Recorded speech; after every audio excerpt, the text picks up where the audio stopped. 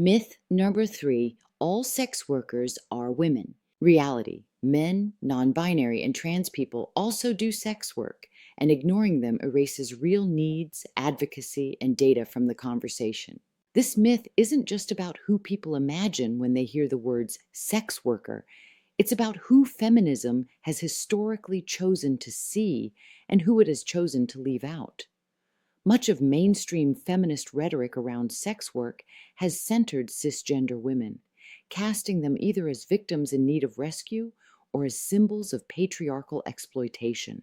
That framing makes men, trans people, and non-binary sex workers invisible, as if they don't exist or their experiences don't count. Why does this matter for feminism? Because when feminism relies on a narrow, one-dimensional picture of sex work, it repeats the same exclusionary patterns it claims to resist. It prioritizes the experiences of some women, usually white, cis, and middle class, while erasing others, and it denies solidarity to entire groups of people who also face gender-based violence, stigma, and criminalization. By refusing to see the full spectrum of sex workers, feminism weakens itself. If our goal is gender justice, then we can't build it on myths that erase men who sell sex or trans and non-binary people whose survival often depends on sex work because of systemic discrimination in housing, healthcare, and employment.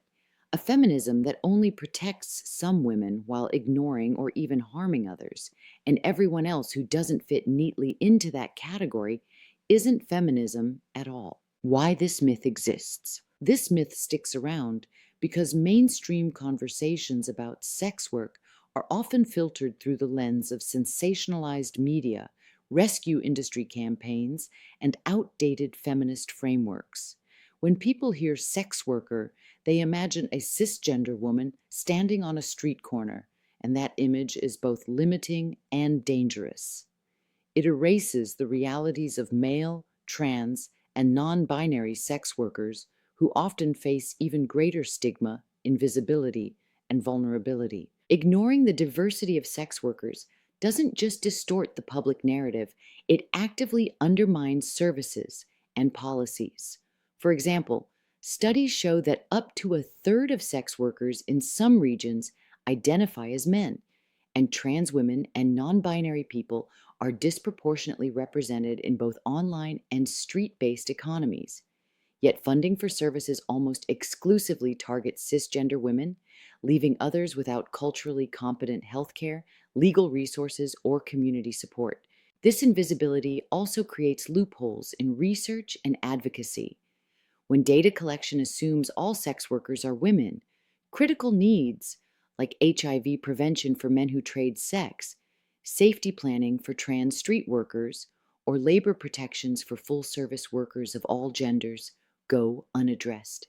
And when anti-trafficking laws and rescue programs are designed around the image of the helpless cis woman, they miss or criminalize entire populations that don't fit the stereotype. The truth is simple. Sex work is as diverse as humanity itself. Men sell sex, trans people sell sex, non-binary people sell sex. Ignoring them isn't just inaccurate, it's harmful.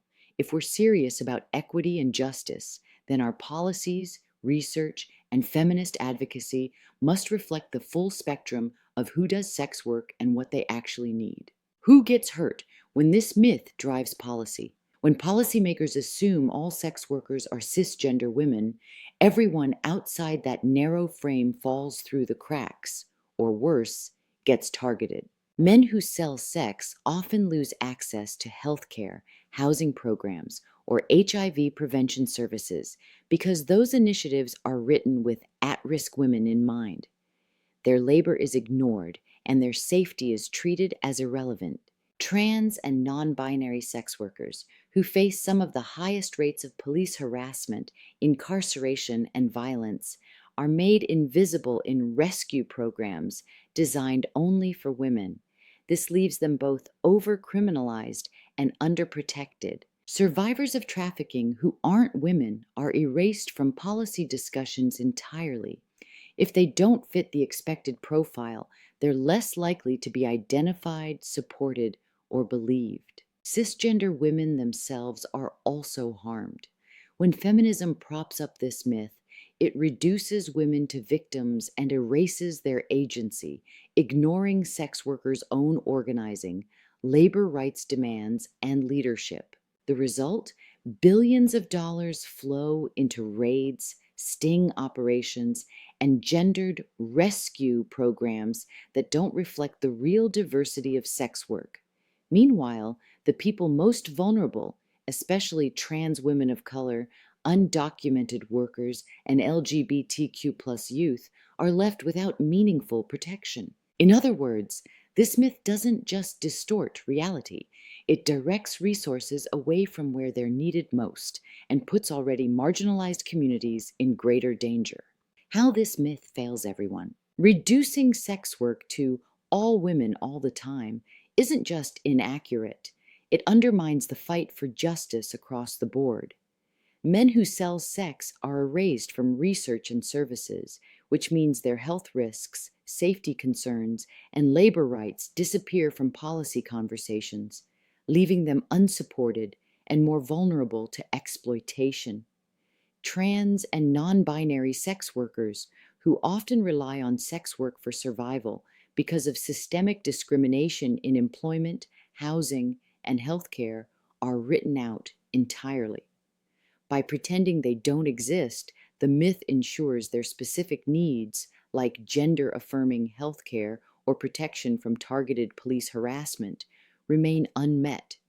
Even cisgender women are failed by this narrative. When feminism frames all women in sex work as passive victims, it strips them of agency, silences their leadership, and results in policies created for sex workers instead of with them. And perhaps most tellingly, this myth fails feminism itself. A feminism that only protects some women while ignoring others, and everyone who doesn't fit into a narrow category ends up reproducing the same exclusions patriarchy thrives on.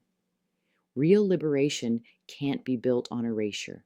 The bottom line, the idea that all sex workers are women is more than just a lazy stereotype. It's a myth that props up exclusionary feminism, fuels bad policy, and abandons the very people who most need support. Men, trans, and non-binary sex workers exist, organize, and lead, yet their erasure keeps resources and protections from reaching them. Even cis women are harmed when feminism reduces them to passive victims instead of recognizing their agency. If feminism is about equality and justice, it cannot afford to build itself on myths that erase whole communities.